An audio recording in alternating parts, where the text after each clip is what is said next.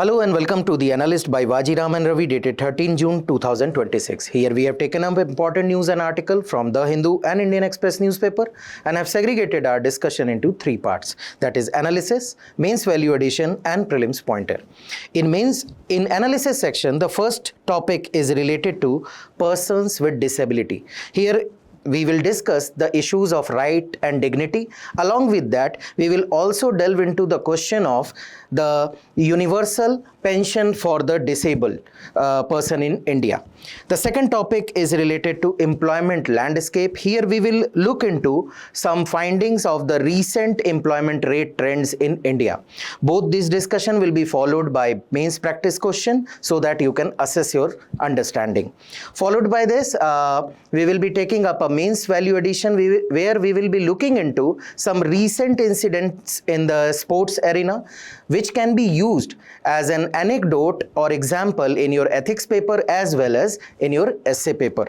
Followed by that, we will be taking a prelim pointer, the topic of which are listed here, which will cover important and relevant information from the perspective of UPSC prelims examination. So let us begin our discussion. So the first article for today's session reads as equality of treatment for persons with disability. Now, vulnerable section of citizen continue to remain outside the ambit of welfare architecture that otherwise prides itself on inclusivity and last mile delivery. Here author is referring to DBT and last mile connectivity through the digital connectivity, Digital India initiative, where he says that disabled are not covered appropriately under the ambit of this welfare architecture. And he puts in case that India must adopt a minimum universal disability pension floor rate. We will see why he is putting this suggestion. From your examination perspective, this topic is important from GS paper 2, issues relating to vulnerable sections of the population. And as you can see, UPSC has been asking question based on this theme. As in 2017 and 22, they have asked question based on Rights of Persons with Disability Act. In 17, they have asked that does this ensure effective mechanism for empowerment and inclusion of the intended beneficiaries in the society? You need to discuss. In 2022, they have asked that it remains only a legal document without intense sensitization of government functionaries and citizens regarding disability. You need to comment. Both questions were of 150 words, 10 marker. So try to attempt this question after this discussion so that you can assess your understanding. So first thing, what is person with disability? Does any document, any government document defines the very particular criteria? Answer is yes. That Right of Person with Disability Act 2016 clearly defines it. It says that person with long-term physical, mental, intellectual or sensory impairment, and this impairment when interacting with various societal barriers hinders their full and effective participation in society on an equal basis with others. This is the definition given by the Act itself. Now, what is the status? If you will consider the number of disabled, this is what has been highlighted by the article also, and this is one of the issue also, that whatever the numbers available are based on census of 2011. So rough estimate or various individual or free estimate, they suggest that number lies between 4.5 to 6 crore. But all the policies and governance related issues are being dealt with the data of 2011, which pegs the number at 2.68 crore. That is 2.21% of the total population.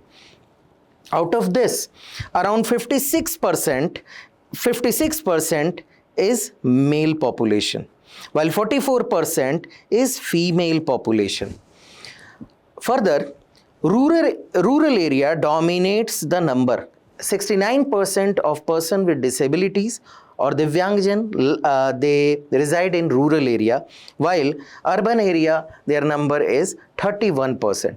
If you will see through the disability, type of disability, The movement disability tops the chart with 20% of person belonging to this category, followed by the seeing and hearing category. So these are the number available, official number and data available as of now.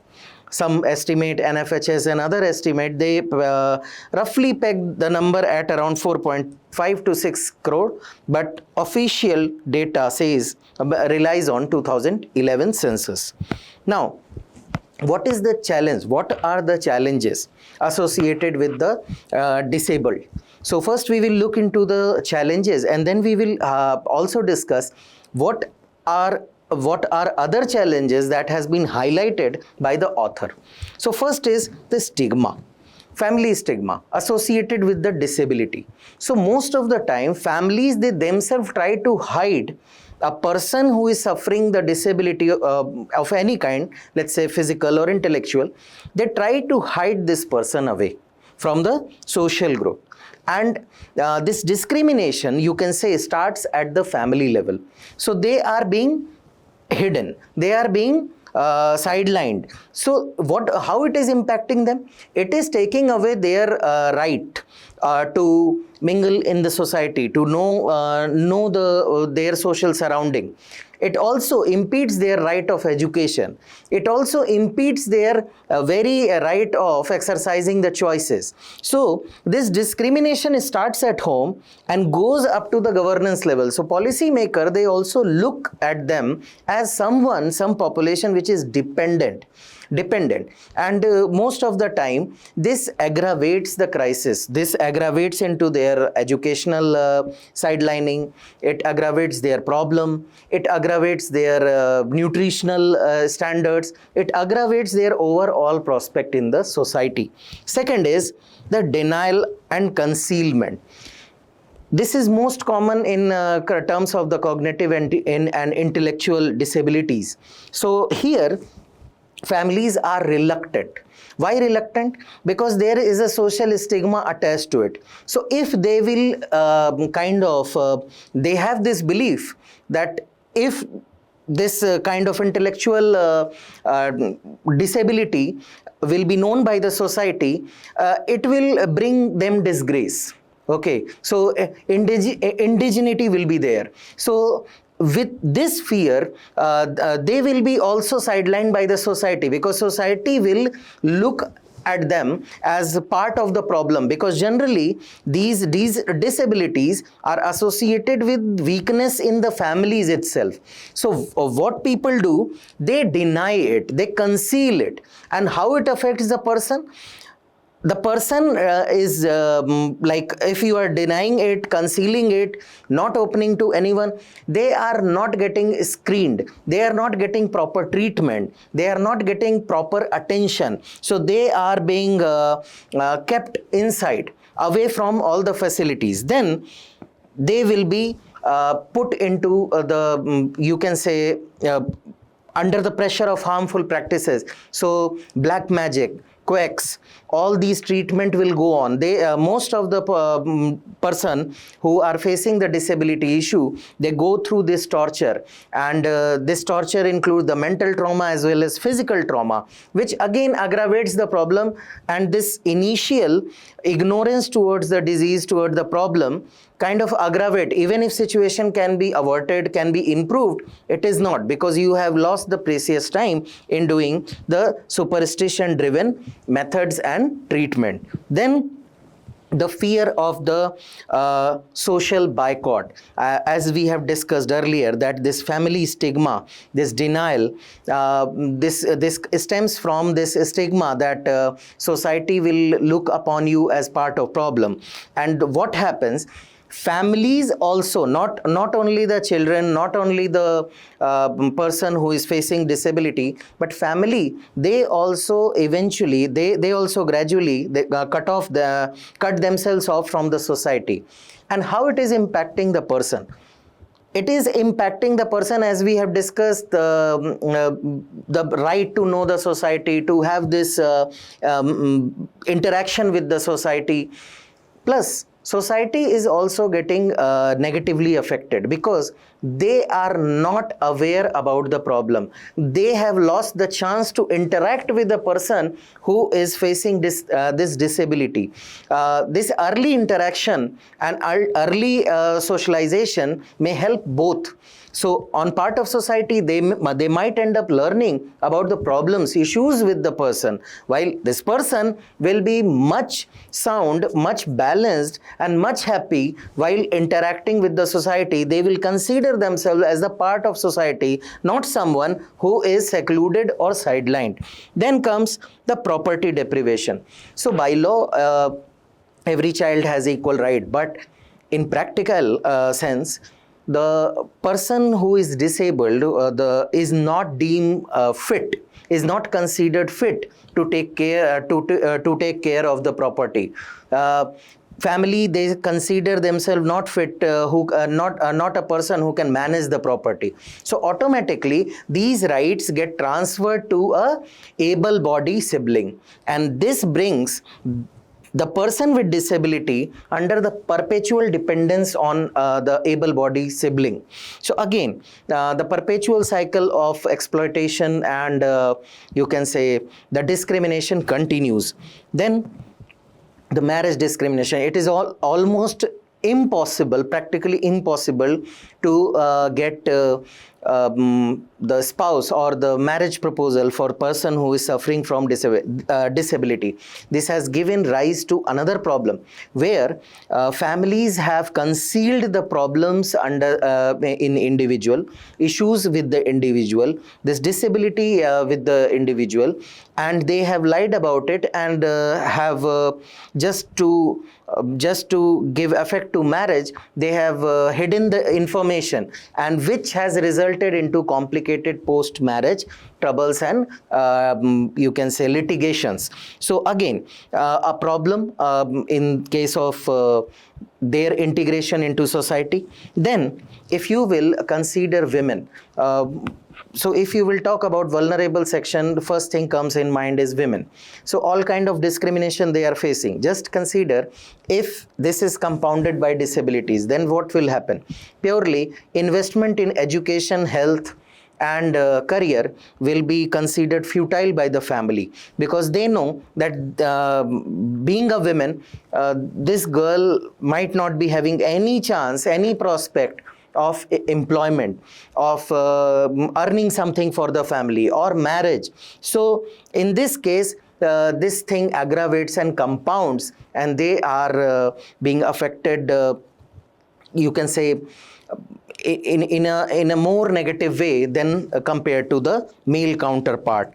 Then they face the accessibility deficit regarding the infrastructure and assistive support. So most of the time you will not find the disabled friendly infrastructure in malls, schools, hospitals. Most of them are not complying to the norms or the directive given in the act itself. Plus the assistive support like medical care, the physiotherapy, the equipment, they are all very costly. So only a small section of population can afford them, can have access to these high-end support that can mitigate their problem. So again, create a deficit in terms of accessibility to the supportive technology and treatment. Then, as we have seen, the data that we have is of 2011, and this data deficiency clearly impacts the governance issue, the policy framework. It also affects how government is going to respond, where it is going to respond, which section, which region they are going to concentrate more upon. Then the healthcare inaccessibility. It is different from what we have discussed about equipment and infrastructure. In most of the cases, the sensitization is not there. Specialized doctors are not available. Specialized healthcare. So we are not referring to metro cities like Delhi, Mumbai, Chennai, Kolkata, etc. We are discussing about entire India. Just imagine how many specialists are there in the tier 2 and tier 3 cities. Again, they face problem regarding the healthcare accessibility. Then educational exclusion. So if you will go for the special schools, the recent finding has suggested that only around 1% of schools are serving the need of special kids. Even if they are present in the metropolitan cities. Even if they are present in metro cities, they are way too costly for masses to afford. So again, this brings the educational exclusion for the person who is facing disability. And if you will consider women, they are even more poorly affected. So you can see the data here that educational status. So total literate, if you will consider the average of India, it is just 55%, where female literacy rate is way below than male literacy rate. Again, the point that we were discussing, if a female is a person of disability, then family find no reason to invest into education because they are not finding any prospect of getting any kind of return. So again, 45% literacy among women and 62% among male combined, it is way lower than the national average. It is just lying at 55%. Lastly, if opportunities are not there, accessibilities are not there, education is not there, healthcare is not there, how it is going to impact a person? It is going to impact the person through its productivity, through their ability to contribute to economy, and that is the employment gap. So if you will see, the data of 2020 says nearly 80% of disabled people are out of labor force, nearly 80%. So only 20%, around 20% are employed, rest of the population is unemployed. Now, what is the case in point in terms of the article? Now, article has brought out some other challenges. First is that despite Supreme Court directive, despite the Disability Act of 2016, the benefits, especially the pension, it remains fragmented, discretionary and inadequate. Why fragmented? Because multiple agencies are involved in deciding the welfare measure.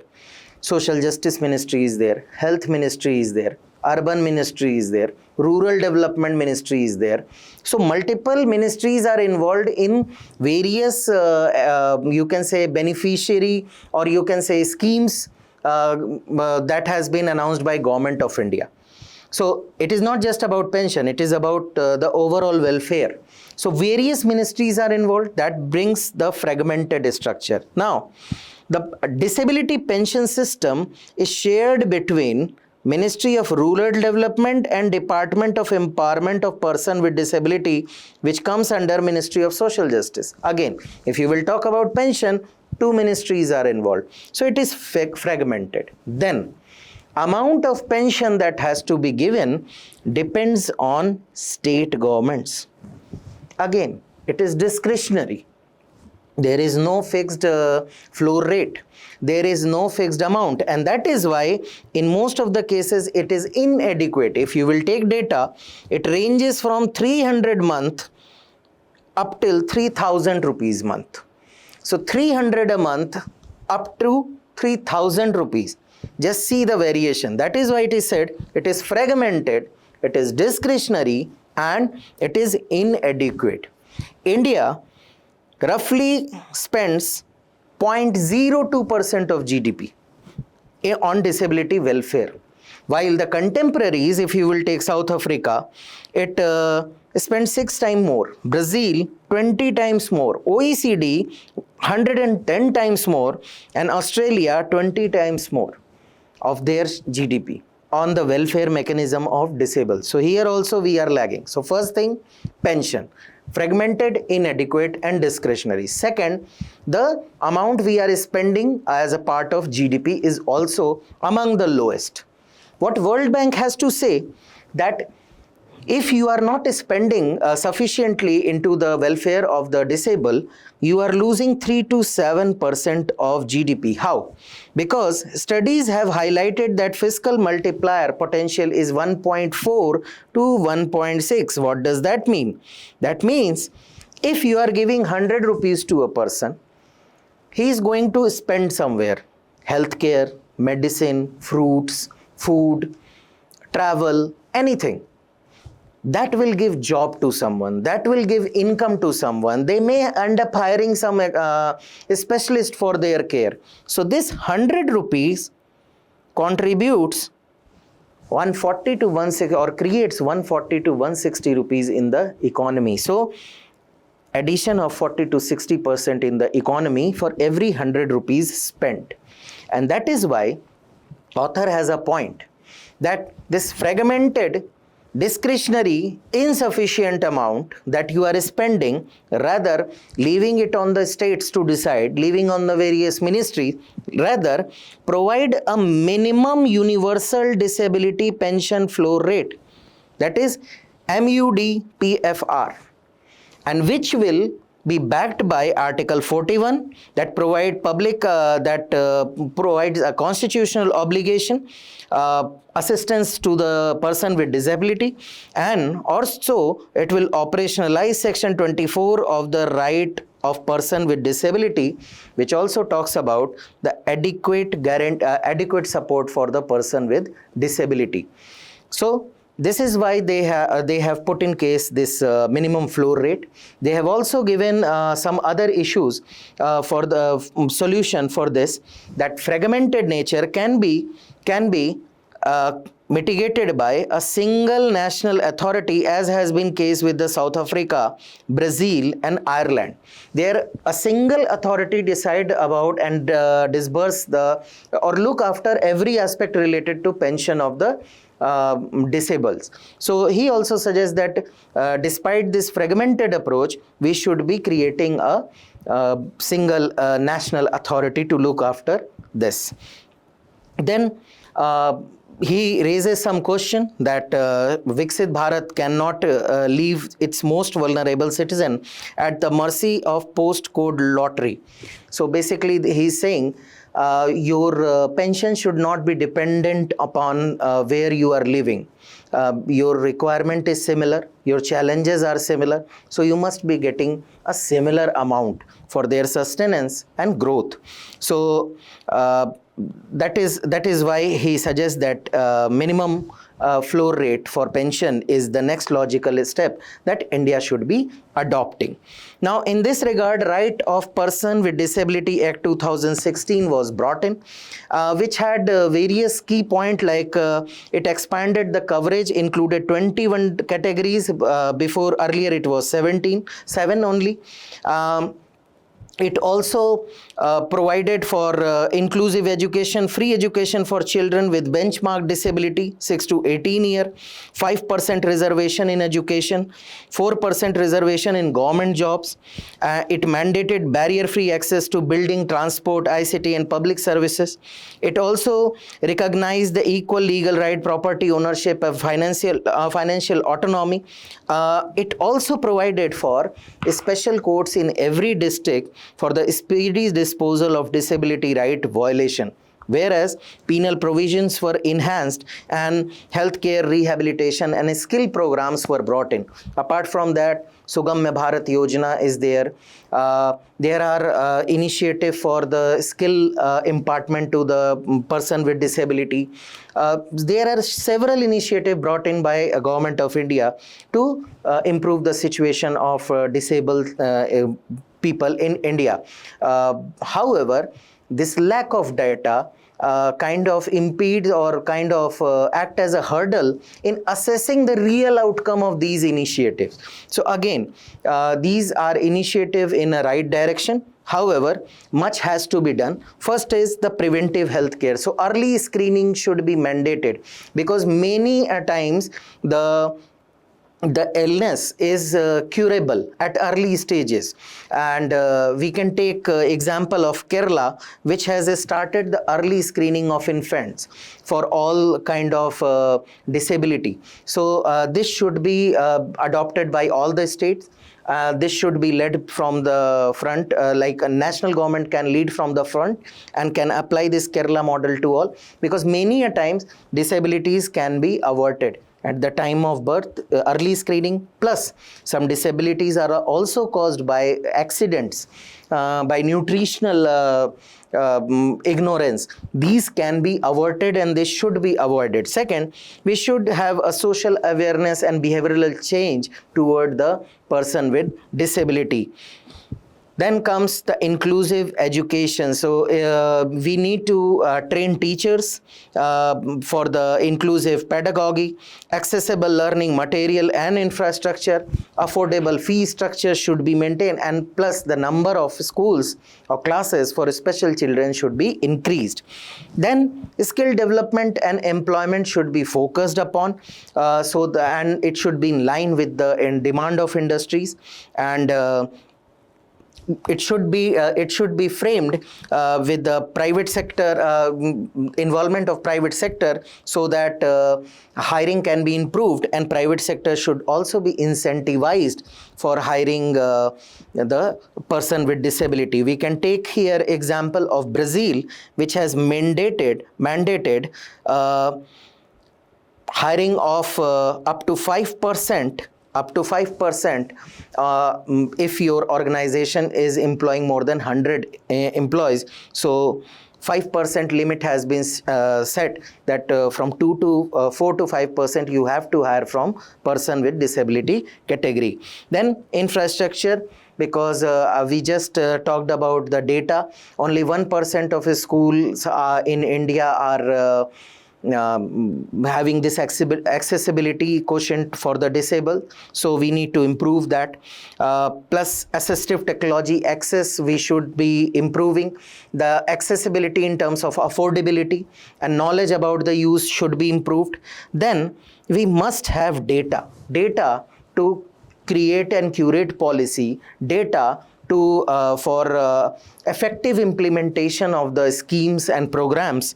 And then lastly, programs, laws, everything is there in place with good intent. However, their implementation is lacking in most of the field.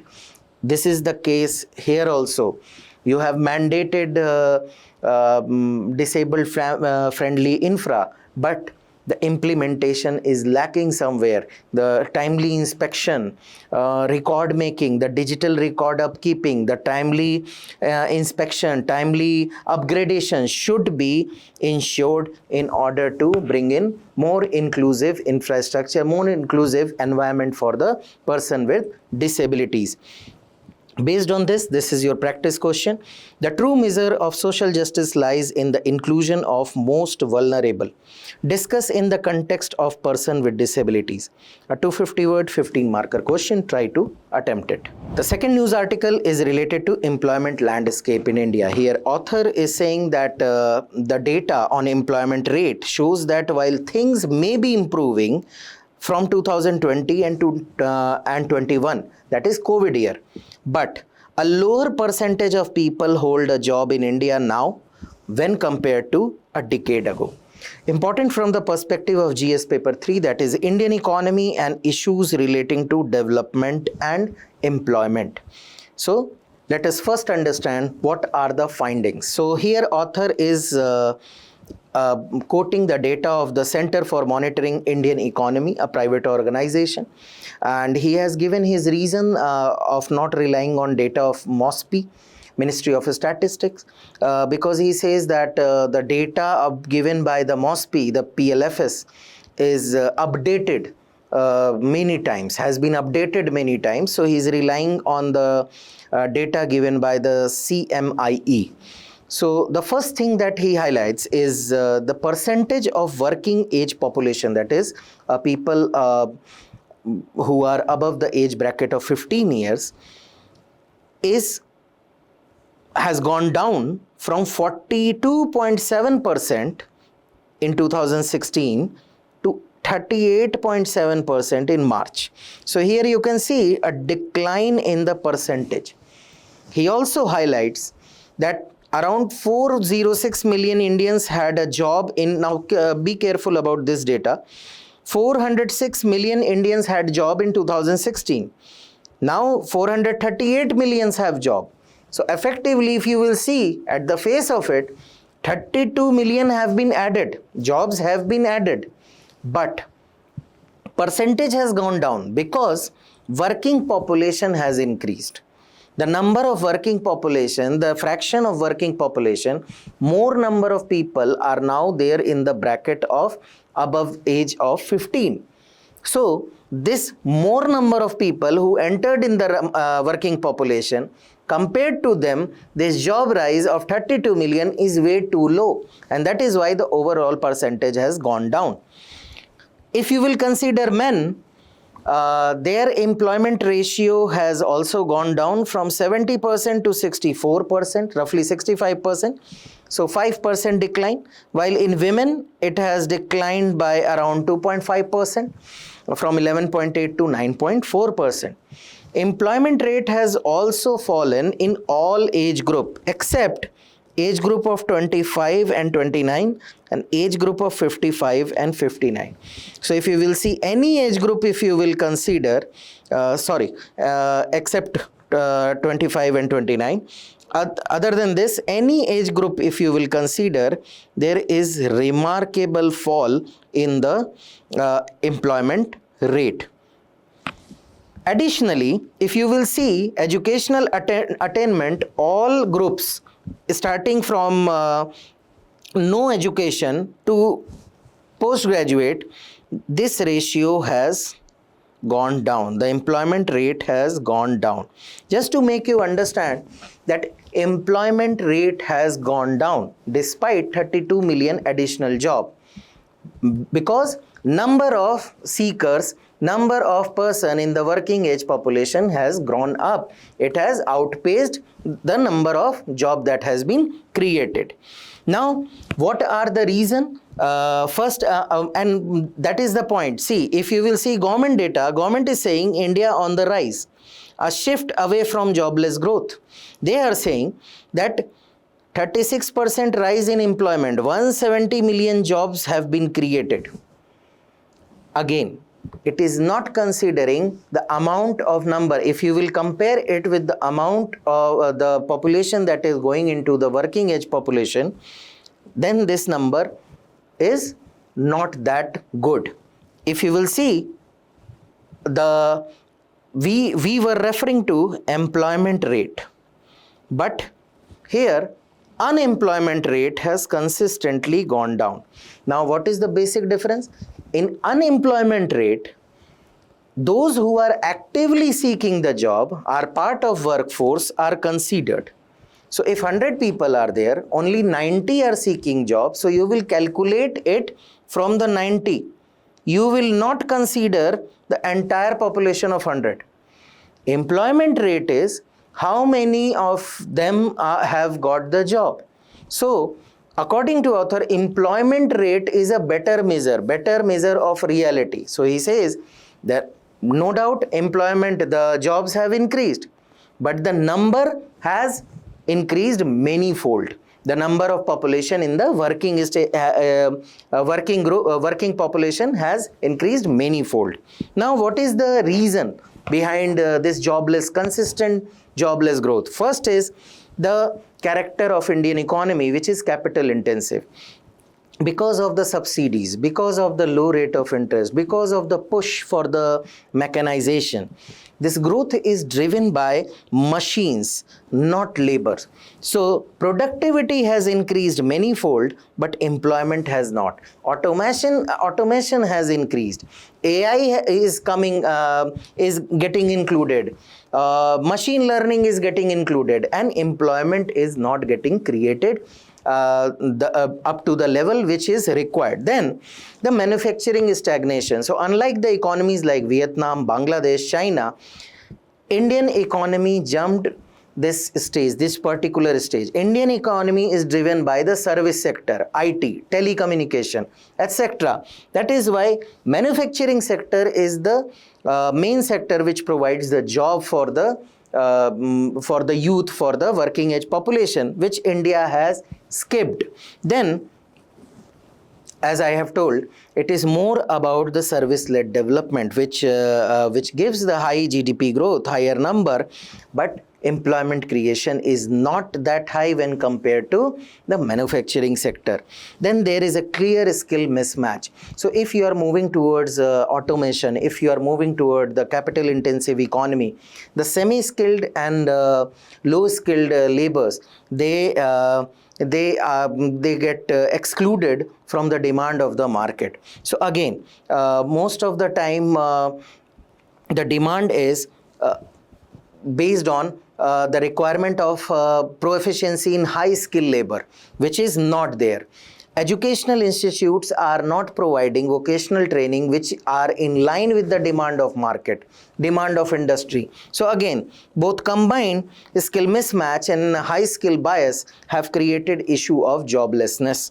Then the very nature of Indian economy, which is dominated by MSMEs. So if you will see, there are incentive by the government to these MSMEs. Now, government always want them to scale up their operation, but here comes the problem. Just to avail the benefit, just to continue the benefit from the government, these firms are reluctant to scale up their operation. So scaling up directly will result into more labor requirement, but they are reluctant because they want government incentive to keep flowing.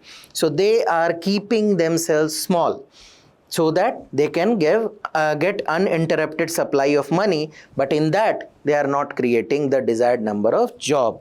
Then still engagement of 45-46% population in the agriculture, which is a low productive area, which provide the disguised unemployment, where productivity is very low. Still agriculture employs around 45% of Indian population, not giving avenue. This is because of you can say this is cause effect relation. Non-availability of job is pushing them to the margins, and plus this low skill and vicious cycle is not making them capable of getting the job in the market. Then informal nature of employment. 80% of the jobs are informal in nature, no social security and no proper working condition. And this again creates hurdle, especially for the females, especially for the vulnerable section who hesitate to get into the job market because of the informalization, and again the clubbed with the social stigma and rigidities. This also create a low female workforce participation, which is almost half of the male workforce participation. It hovers around 36-37%, while male participation is more than 75%. Then labor laws, the compliance, the rigidities, the hiring, all the complications, the you can say Inspector Raj on paper it is gone, but different set of rules, regulation and these paraphernalia of the governance, it kind of act as a disincentives to the industry to hire people. They refrain from hiring people in a formal setup, again creating lesser job. Then the data. So if you will just as has been highlighted in the article, as you can see here, on one hand one agency is relying on unemployment rate, other one is giving data about employment rate. These data are being updated, upgraded. If you will try to find data, you will find old data not reliable. Again, how it is hampering, it is not about not getting data, but the policy makers, they also require a real time correct data. verifiable data so that they can create policy, they can put in policy intervention. But again, this is not the reality, and this poor database is impacting the efficiency of the administration and the policymakers altogether. Now, what could be the possible way forward? First is the labor intensive growth should be focused. The manufacturing sector, the leather sector, the textile sector, these sectors are labor intensive sector. They should be promoted. Then government should not only give incentive to MSME and startup, but should also take the follow-up and should also incentivize to scale up their operation to create job. It is time to bring in Skill India 2, where market industry leaders should be included to frame the curriculum so that the youth that is coming in as a workforce is well trained and well suited as per the demand of the economy and industry. Agricultural diversification is pretty much required so that it can become productive. Labor force can be shifted out from the undisguised employment and can become active partner, active participant in the growth story of Indian economy. Then ease of doing business, attract more investment by easing the compliance, easing the process, so that more investment and more employment can be created in India. India can transform itself into a manufacturing hub. Then the formal jobs should be increased. Government should do something so that working environment can be improved, which can give boost to vulnerable section also to join the workforce, and that can increase the overall creation of job, plus you can say the grabbing of job by the youth. Then social security support should be provided from this job, the informal job character should be transformed. More social security networks should be provided in terms of insurance, in terms of PF, in terms of some kind of health insurance or any other social security measures, so that it can incentivize them to join the workforce, so that they can have a meaningful job and meaningful sustenance, you can say sustenance measures, so that they can live a life of their choice. Then the data driven local planning should be there.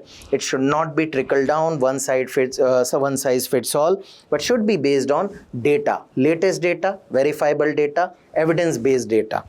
So based on this, this is your practice question. India's economic growth has not translated into commensurate employment generation. Critically examine a 15 marks 250 word question. Try to attempt it. Now the topic for mains value addition is based on the article which reads as the beauty and benefit of comradeship in cutthroat athletics. Now athletics is not only about athletic excellence. Many a times these athletes who are top notch, you can say best among the best, who are competing against each other. A cutthroat competition is there, but many times many incidents have inspired generations. Many incidents are have brought in the case in point that it is not just athletic excellence which can inspire youngsters or the population. It is the moral excellence, it is the ethical excellence which is demonstrated through the acts, various acts, which can also inspire generations. So many a times athletes have put in such inspirations. So here we have taken up 3 incidents which clearly manifest the idea that champions win medal while legends inspire values. You can use these anecdotes in your essay writing, in your ethics answer writing. So one by one, the first is the Tokyo Olympic in 2021. So Esa Barshim was world champion in high jump, belonged to Qatar. and he was competing against various contestants, but it was Gianmarco Tamberi from Italy. So these two players, round after round after round, they had a tie. So as per the rules, referee had to go to a tiebreaker. But that is what was the moment where everything changed, and this became an history.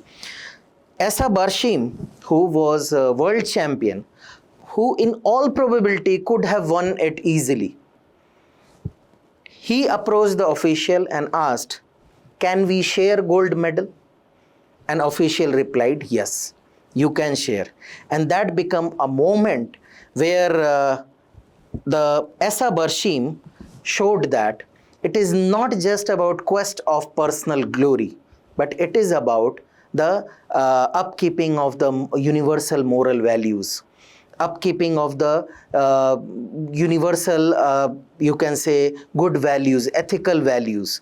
And that shows that how sportsman spirit should be defined. Second is the Belgian steeplechaser Tim van de Walde.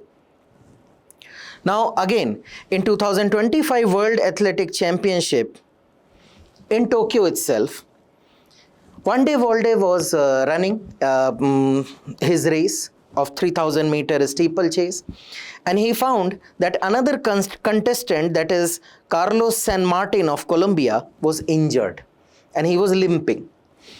He turned back.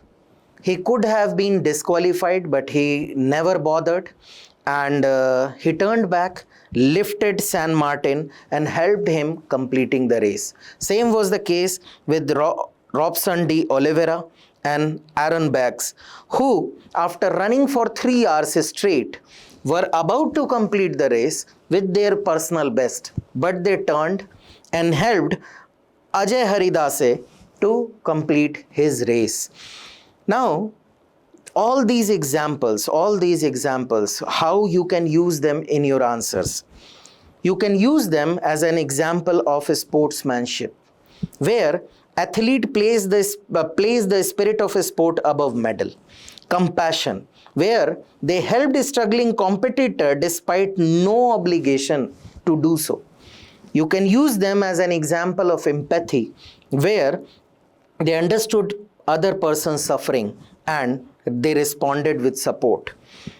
They chose humanity over competition, where it was human values and welfare was prioritized over winning.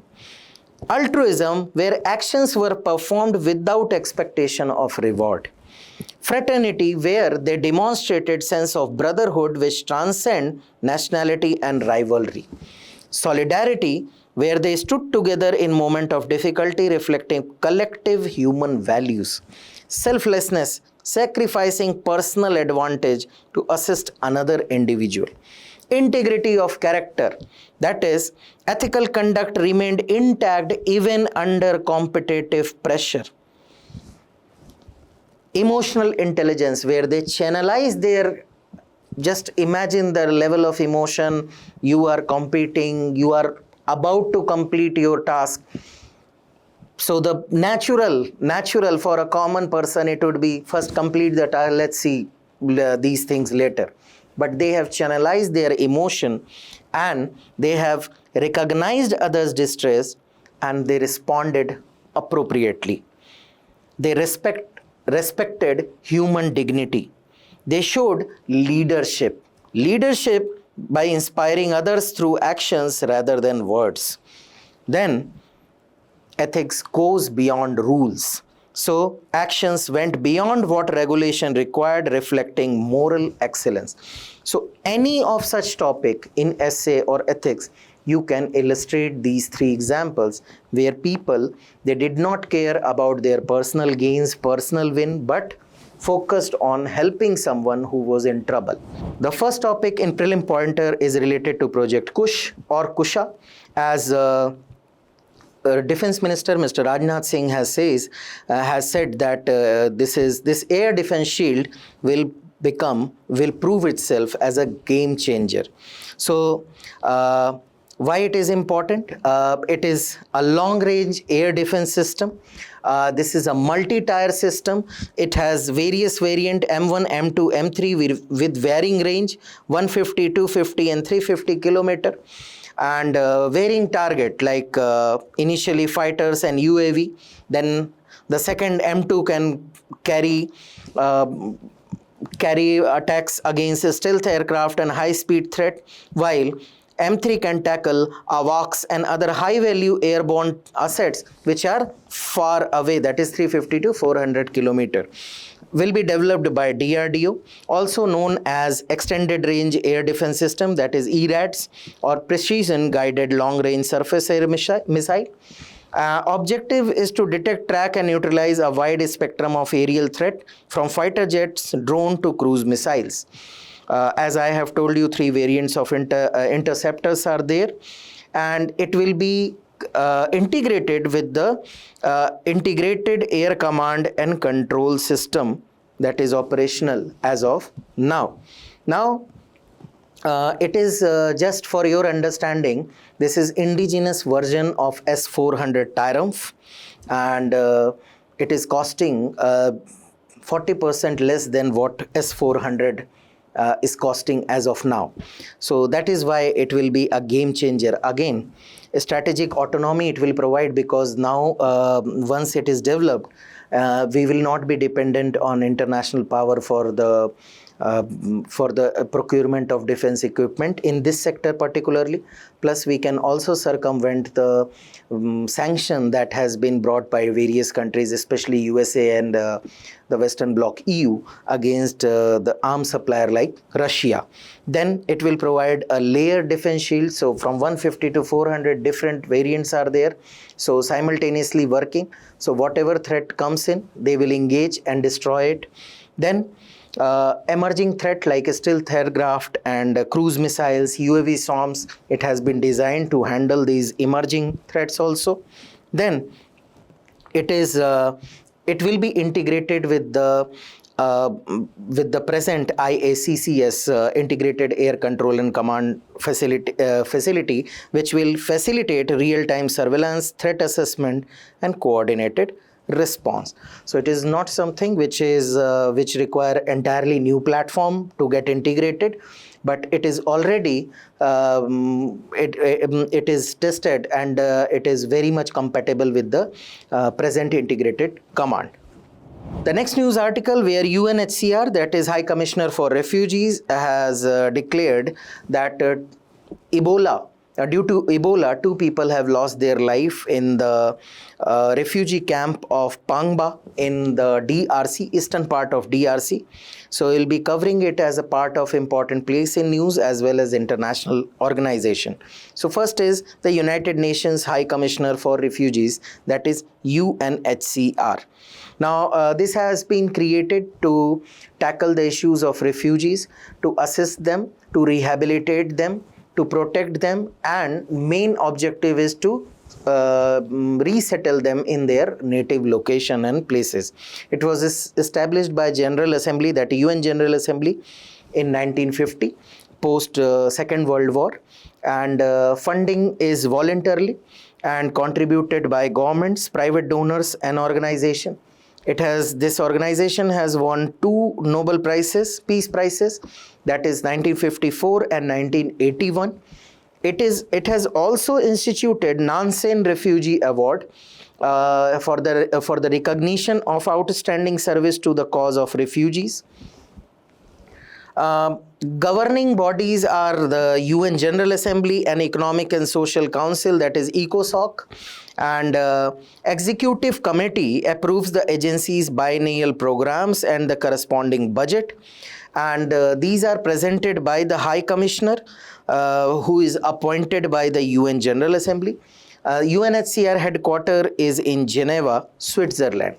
As far as location is concerned, the Democratic Republic of Congo, as you know, it is facing the crisis of the civil strife, basically in the North Kivu and South Kivu location, along with the Ituri, that is the eastern part of the Congo. So bordering countries first, let's start from the southwest side, Angola, Zambia, Tanzania, Burundi, Rwanda, Uganda, South Sudan, Central African Republic, that is CAR, and Republic of Congo.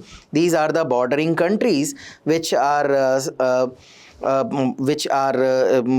you can say bordering the DRC, that is Democratic Republic of Congo. While the place in news is Ituri, this Pangba camp is located in Ituri, while the mostly affected areas are North Kivu and South Kivu, affected due to the civil strife. Now, important part is some major lakes which are located on the border of DRC. First is Lake Veru, Lake Tanganyika, Lake Kivu, Lake Edward, and Lake Albert. So these are the lake which are bordering the DRC, important from the perspective of prelims. These are Central African lakes, and you have already seen that question based on Tanganyika has been asked, Malawi has been asked, Turkana has been asked, Victoria, again an important lake for the from the perspective of examination. Origin of Nile River is from the Lake Victoria itself. So these are the geographical locations which are important and associated with this place. The next news article is related to G7 grouping, as Prime Minister is about to attend the G7 meet next week in France. So author has to say that this continued and recurring invitation to India can be looked as that India is the role of India or the stature of India is shifting or transforming from a guest to a strategic partner. So what is G7? G7 grouping was formed in 1975 as a and the countries were US, UK, West Germany, France, Italy, and Japan. So 6 countries, they formed G6 in 1975. Later, Canada joined in 1976, and then it became G7. Then in 1998, Russia also joined and it became G8. But in 2014, when Russia annexed the Crimea, the part of Ukraine, it was expelled from G8 grouping, and again this group became G7. And this group is a non-formal grouping.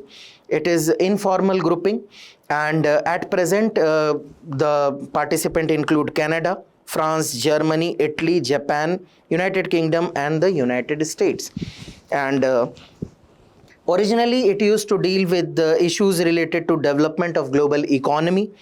But now they discuss entire spectrum of global issues, name it security issues, name it trade issues, name it environmental issues. So they act as a major block of developed countries. As of now, with the emergence of China, India, and other South Asian countries, their ratio in the global GDP has gone down. It is less than 40% or around 40% now. But still, they have this leadership in advanced technology, defense capability, green evolution, green innovation, and cyber and space domain. So this edge still remains with these countries, and that's why this group holds the importance as of now. The presidency, it rotates each calendar year, and among the member state, the G7 member. So the agenda will be decided by the presidency itself, and decision is usually taken by the consensus. So there is no formally established secretariat procedural guideline, nothing, because it is an informal group, but they set agenda during the meet and issues. So this was regarding the G7 grouping. Another important thing that author has highlighted in this news article, that in this G7 grouping, most of the countries, they are part of Europe, and very important initiative that India had highlighted or initiated during the G20 summit in 2023, when India had this chair, was the India Middle East Economic Corridor, that is IMEC. So countries like Saudi Arabia, India, UAE, United States, European Union, Germany, Italy, and France, they signed an MOU, and they backed this project.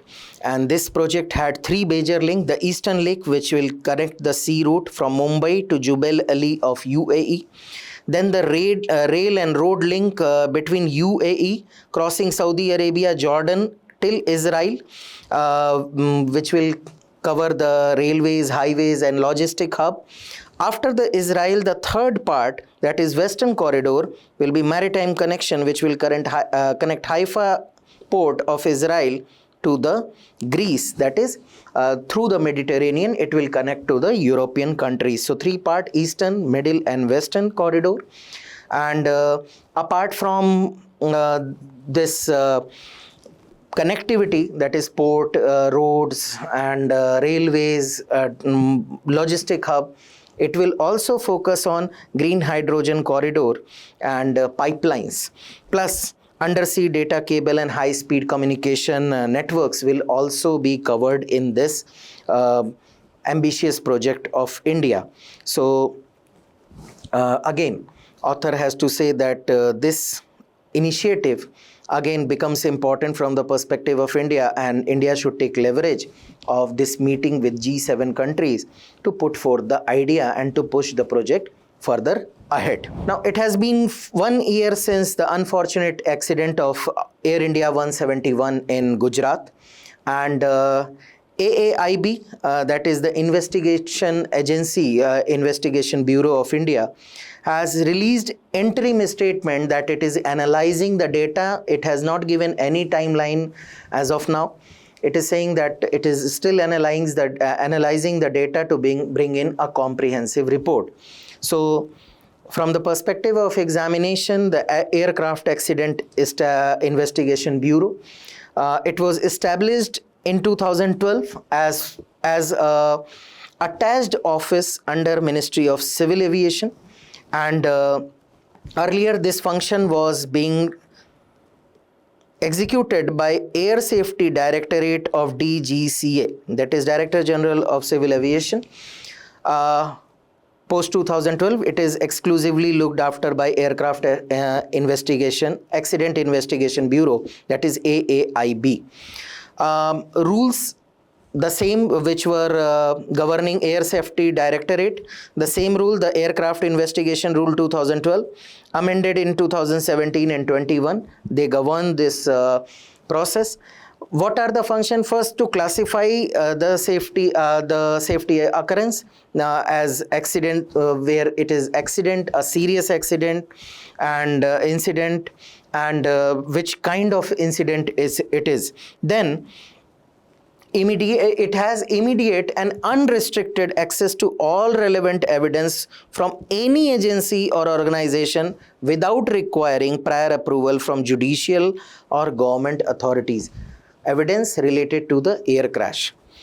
Then it is not that it will be involved in all kind of accidents. It will be involved in serious incidents involving aircraft over 2,250 kg all up weight, that is total weight of an aircraft with passenger and cargo, and turbojet aircraft.